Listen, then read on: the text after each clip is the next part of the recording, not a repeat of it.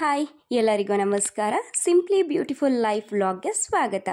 ಇವತ್ತಿನ ಬೆಳಗಿನ ತಿಂಡಿಗೆ ನಾನು ಚಪಾತಿ ಮತ್ತು ಪಲ್ಯನ ಮಾಡಿದ್ದೆ. ಇವತ್ತು ನಾನು ಬೀಟ್ರೋಟ್ ಪಲ್ಯನ ಮಾಡಿದ್ದೆ. ಬೀಟ್ರೋಟ್ ಪಲ್ಯನ ನಾನು ಇವತ್ತು ತುರಿದ್ಬಿಟ್ಟು ಡ್ರೈ ಪಲ್ಯ ಥರ ಮಾಡಿದ್ದೆ. ಆ ರೆಸಿಪಿನ ಈ ವಿಡಿಯೋದಲ್ಲಿ ಶೇರ್ ಮಾಡಿದ್ದೀನಿ.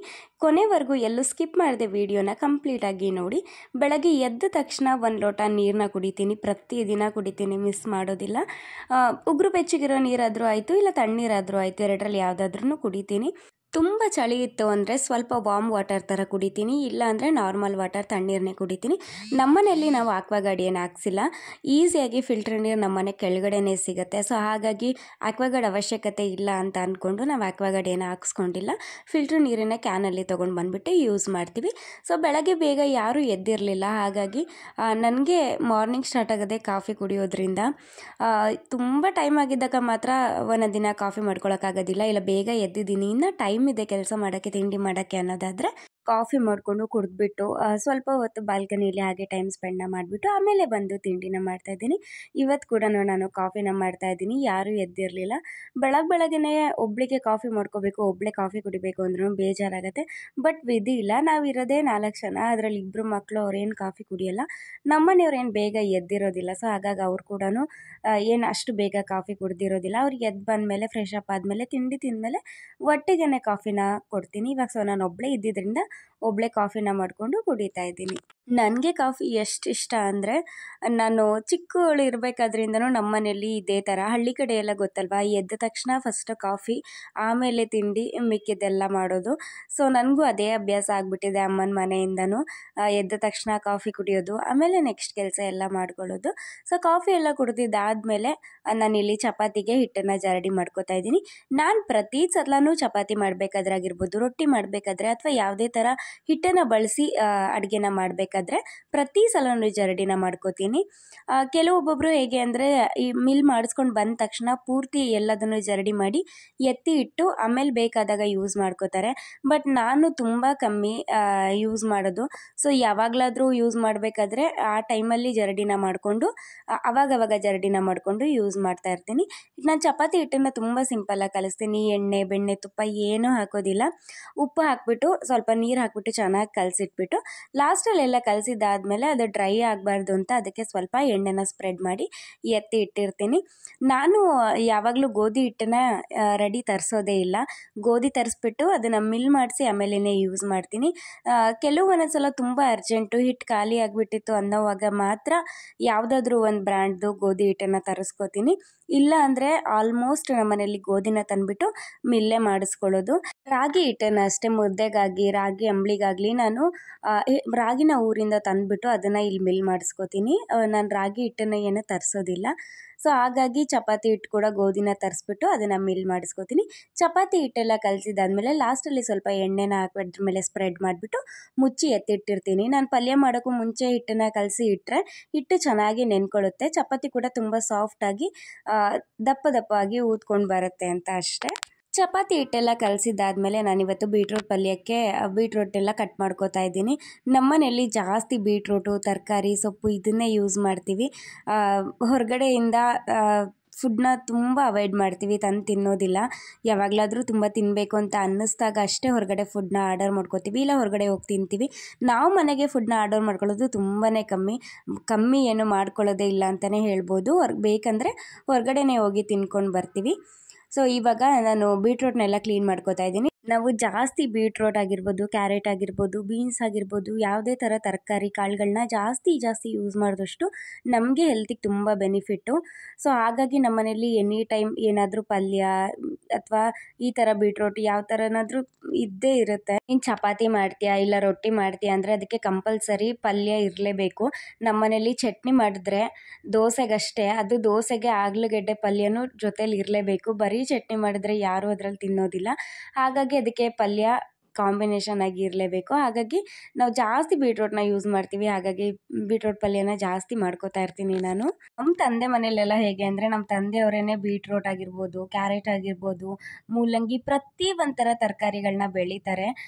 ನನಗೆ ಸ್ಟಾರ್ಟಿಂಗಲ್ಲಿ ಬೆಂಗಳೂರಿಗೆ ಬಂದಾಗ ಪ್ರತಿಯೊಂದೂ ದುಡ್ಡು ಕೊಟ್ಟು ತೊಗೋಬೇಕಾದ್ರೆ ಒಂದು ಒಂಥರ ನಗುನು ಬರ್ತಾಯಿತ್ತು. ಹೌದಾ, ಒಂದು ಕರಿಬೇವನು ದುಡ್ಡು ಕೊಟ್ಟು ತೊಗೋಬೇಕಾ, ಈ ತರಕಾರಿಗಳೆಲ್ಲ ನಾವೇ ಬೆಳಿತೀವಿ, ಎಕರೆಗಟ್ಟಲೆ ಬೆಳಿತೀವಿ, ಸುಮ್ಮನೆ ಇಲ್ಲಿ 1-2ಕ್ಕೆ ಇಷ್ಟೊಂದು ದುಡ್ಡು ಕೊಟ್ಟು ತೊಗೋಬೇಕಾ ಅಂತ ಅನ್ನಿಸ್ತಾ ಇತ್ತು.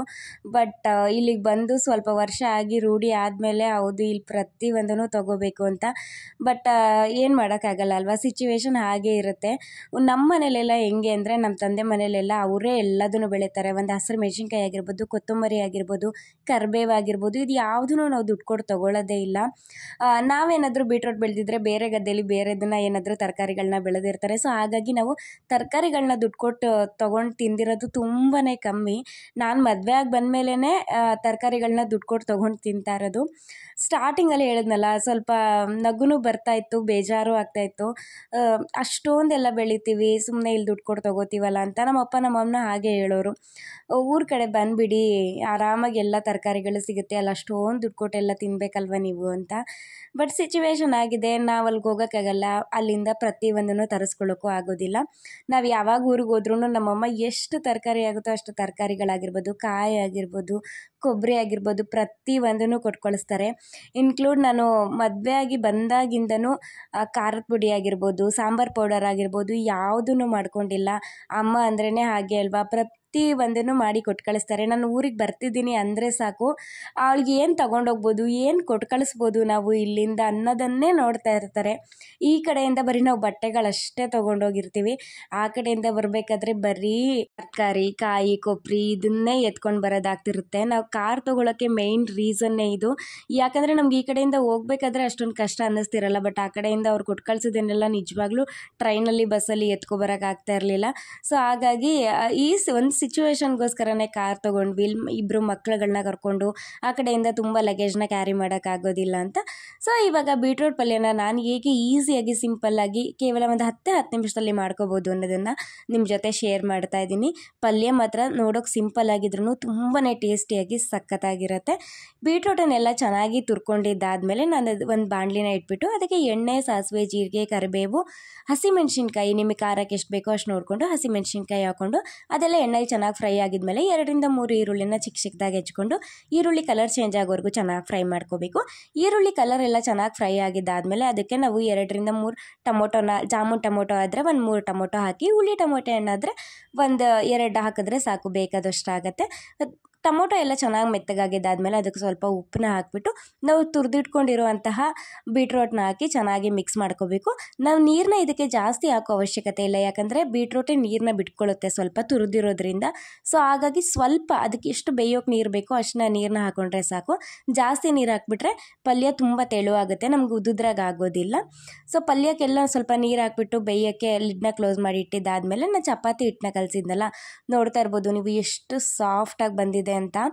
ನಾವು ಹೊರಗಡೆಯಿಂದ ಚಪಾತಿ ಹಿಟ್ಟನ್ನು ತರ್ತೀವಲ್ವ, ಆ ಚಪಾತಿ ಹಿಟ್ಟಿಗೂ ನಾವು ಗೋಧಿನ ಹಾಕಿ ಮಿಲ್ ಮಾಡಿಸೋ ಅಂಥ ಚಪಾತಿ ಹಿಟ್ಟಿಗೂ ತುಂಬಾ ಡಿಫ್ರೆನ್ಸ್ ಇರುತ್ತೆ. ನಾನು 2ರಲ್ಲೂ ಚಪಾತಿ ಮಾಡಿರೋದ್ರಿಂದ ನನಗದು ತುಂಬಾ ಎಕ್ಸ್ಪೀರಿಯೆನ್ಸ್ ಆಗಿದೆ.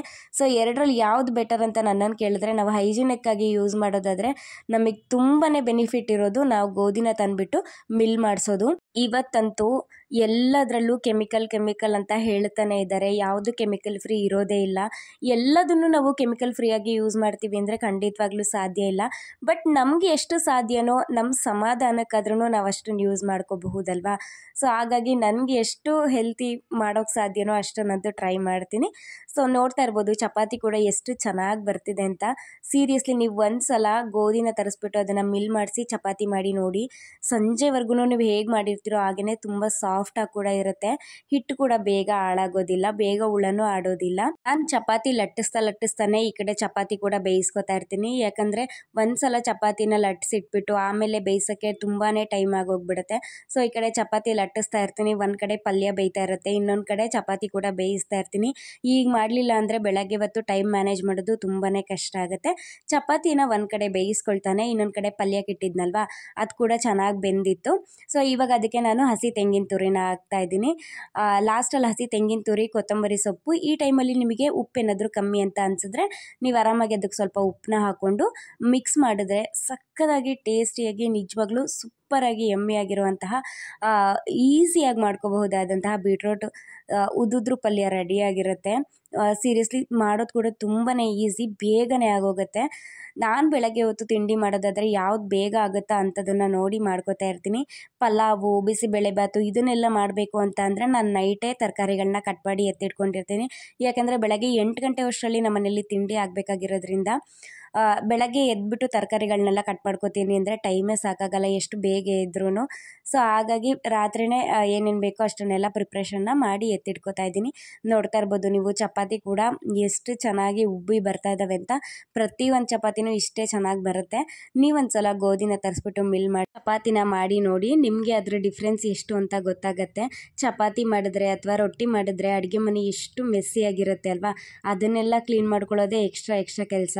ಪಲಾವು, ಬಿಸಿಬೇಳೆಬಾತು, ಚಿತ್ರಾನ್ನ ಈ ಥರ ಏನಾದರೂ ಆಗಿಬಿಟ್ರೆ ಅಡುಗೆ ಮನೆ ಕೂಡ ಅಷ್ಟೊಂದು ಗಲೀಜಾಗೋದಿಲ್ಲ. ಬಟ್ ಏನು ಮಾಡೋದು, ಪ್ರತಿದಿನ ರೈಸ್ ಐಟಮ್ ತಿನ್ನೋದು ಅಂದ್ರೂ ಬೇಜಾರಾಗ್ತಾ ಇರುತ್ತೆ. ನನಗೇ ಬೇಜಾರಾಗ್ತಾ ಇರುತ್ತೆ. ದಿನ ಪಲಾವು, ಟೊಮೊಟೊ ಬಾತು, ಚಿತ್ರಾನ್ನ ಇದನ್ನೇ ತಿನ್ನೋಕ್ಕೆ ಬೇಜಾರಾಗ್ತಾ ಇರುತ್ತೆ.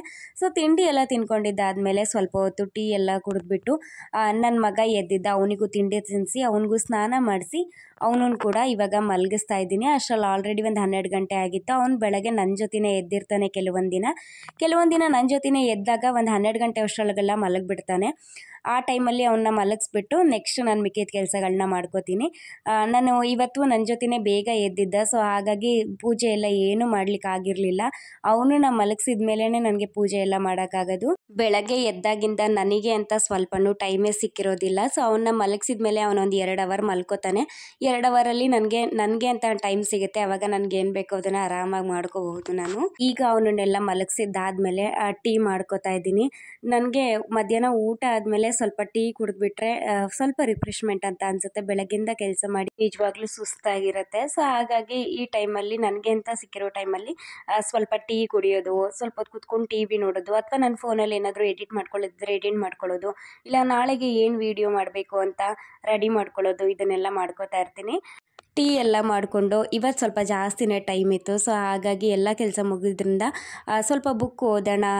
ತುಂಬ ದಿನ ಆಗಿಬಿಟ್ಟಿತ್ತು ಬುಕ್ನ ಓದ್ಬಿಟ್ಟು. ಕಾಲೇಜೆಲ್ಲ ಮುಗಿದ್ಮೇಲೆ ಓದೋದೆಲ್ಲ ಏನು ಅಂತ ಹೇಳ್ತಾರೆ, ಬಟ್ ಲೈಫಲ್ಲಿ ಏನಾದರೂ ಒಂದು ಬುಕ್ ಆಗಿರ್ಬೋದು, ಕಾದಂಬರಿ, ಕತೆ ಏನಾದರೂ ಓದ್ತಾ ಇದ್ದರೆ ನಮಗೂ ಮೈಂಡ್ ತುಂಬ ರಿಫ್ರೆಶ್ಮೆಂಟ್ ಅಂತ ಅನಿಸುತ್ತೆ. ಬಟ್ ಒಂದು ಬುಕ್ ಓದೋದ್ರಿಂದ ನಮ್ಮದು ನಾಲೆಜ್ ಕೂಡ ಎಷ್ಟು ಇಂಪ್ರೂವ್ ಆಗುತ್ತೆ ಅಂದರೆ ಅದನ್ನ ಓದೋರಿಗೆ ಮಾತ್ರನೇ ಗೊತ್ತಿರುತ್ತೆ. ನನಗೆ ಯಾವಾಗ ಟೈಮ್ ಸಿಗ್ತಾ ಇರುತ್ತೋ ಅವಾಗೆಲ್ಲ ನನ್ನ ಸಾಧ್ಯ ಆದಷ್ಟು ಬುಕ್ನ ಓದ್ತಾ ಇರ್ತೀನಿ. ನಾನು TV ನೋಡೋದು ತುಂಬಾ ಕಮ್ಮಿ. ಧಾರಾವಾಹಿ ಆಗಿರ್ಬೋದು, ಫಿಲ್ಮ್ಗಳಾಗಿರ್ಬೋದು ಇದನ್ನೆಲ್ಲ ನೋಡೋದೇ ಇಲ್ಲ. ಫಿಲ್ಮ್ ಯಾವುದಾದ್ರೂ ತುಂಬ ಚೆನ್ನಾಗಿದೆ ಅಂದರೆ ಮಾತ್ರ ಕೂತ್ಕೊಂಡು ಒಂದು 2 ಅವರ್ ಟೈಮ್ ಸ್ಪೆಂಡ್ ಮಾಡಿ ನೋಡ್ತೀನಿ. ಇಲ್ಲಾಂದರೆ ನಾನು ಜಾಸ್ತಿ ಬುಕ್ನ ಓದ್ತಾ ಇರ್ತೀನಿ. ನಾನು ಲಾಸ್ಟಲ್ಲಿ ಟೈಮ್ ಬುಕ್ ಓದಿರೋದು ಅಂದರೆ ಮೂಕಜ್ಜಿಯ ಕನಸುಗಳು. ಈ ಬುಕ್ ಮಾತ್ರ ನಿಜವಾಗ್ಲೂ ತುಂಬಾ ಚೆನ್ನಾಗಿದೆ, ಪ್ರತಿಯೊಬ್ಬರು ಓದಲೇಬೇಕು. ನಾನು ಅದರಲ್ಲೂ ಕನ್ನಡ ಮೇಜರಲ್ಲಿ ಮಾಸ್ಟರ್ ಡಿಗ್ರಿ ಮಾಡಿರೋದ್ರಿಂದ ಕತೆ ಕಾದಂಬರಿಗಳಂದರೆ ತುಂಬಾ ಇಷ್ಟ ಆಗುತ್ತೆ. ಸೊ ಹಾಗಾಗಿ ನನಗೆ ಬುಕ್ ಓದೋದ್ರಲ್ಲಿ ಒಲವು ತುಂಬಾ ಜಾಸ್ತಿ ಇದೆ. ಮೂಕಜ್ಜಿಯ ಕನಸು ಮುಗಿಸಿದ್ಮೇಲೆ ನಾನು ನೆಕ್ಸ್ಟ್ ಸ್ಟಾರ್ಟ್ ಮಾಡಿರೋದು ಜುಗಾರಿ ಕ್ರಾಸ್. ಇದನ್ನು ನಾನು ಫಸ್ಟ್ ಒಂದು ಸಲ ಓದಬೇಕು ಅಂದ್ಕೊಂಡಿದ್ದೆ, ಬಟ್ ನಂಗೆ ಅಷ್ಟೊಂದು ಇಂಟ್ರೆಸ್ಟ್ ಯಾಕೋ ಬಂದಿರಲಿಲ್ಲ. ಬಟ್ ಈ ಸಲ ತೆಗೆದು ನೋಡಿದಾಗ ತುಂಬಾ ಇಂಟ್ರೆಸ್ಟಿಂಗ್ ಅನ್ನಿಸ್ತು. ಸೊ ಹಾಗಾಗಿ ಈ ಬುಕ್ನ ಓದ್ತಾ ಇದ್ದೀನಿ. ಐ ಹೋಪ್ ಈ ವಿಡಿಯೋ ಎಲ್ಲರಿಗೂ ಇಷ್ಟ ಆಗಿದೆ ಅಂತ ಅಂದ್ಕೋತೀನಿ. ಇಷ್ಟ ಆಗಿದ್ದರೆ ಲೈಕ್ ಮಾಡಿ, ಶೇರ್ ಮಾಡಿ, ಕಮೆಂಟ್ ಮಾಡಿ, ದಯವಿಟ್ಟು ಸಬ್ಸ್ಕ್ರೈಬ್ ಮಾಡಿಕೊಂಡು ಚಾನಲ್ನ ನೋಡಿ ಅಂತ ಹೇಳ್ತಾ ಇದ್ದೀನಿ. ಮೂಕಜ್ಜಿಯ ಕನಸುಗಳು ಇದನ್ನು ಬರೆದವರು ಡಾಕ್ಟರ್ ಕೆ ಶಿವರಾಮ್ ಕಾರಂತರು. ಇದಕ್ಕೆ ಜ್ಞಾನಪೀಠ ಪ್ರಶಸ್ತಿ ಬಂದಿದೆ. ತುಂಬ ಒಳ್ಳೆ ಬುಕ್ಕು, ಸಾಧ್ಯ ಆದರೆ ಓದಿ ನೋಡಿ. ಥ್ಯಾಂಕ್